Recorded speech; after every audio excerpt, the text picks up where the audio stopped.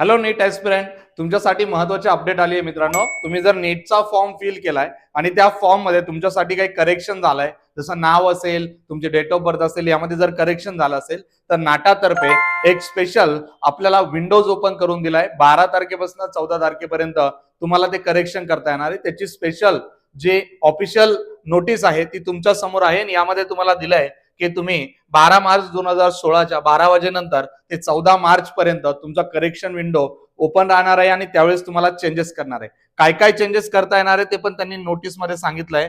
बघा, तुम्हाला काय करता येणार आहे. तुम्हाला father name, qualification and occupation change करता येणार आहे. त्याचबरोबर मदर नेम तेही चेंज करता येणार आहे. कॅन्डिडेट एज्युकेशनल क्वालिफिकेशन डिटेल तुम्हाला जर बदलायची असेल, चेंज करायची असेल, तुम्ही करू शकतात. स्टेट असेल, पासिंग असेल, अपिअरिंग असेल, ते पण तुम्ही चेंज करू शकतात. कॅटेगरी, सब कॅटेगरी, त्याचबरोबर सिग्नेचर, नंबर ऑफ अटेम्प्ट तुम्हाला यामध्ये करेक्शन करता येणार आहे. एक्झामिनेशन सिटी सिलेक्शन यामध्ये पण तुम्हाला अजून ऑप्शन क्रिएट करता येणार आहे, म्हणजे चेंज करता येणार जर तुमच्याकडनं झालं असेल.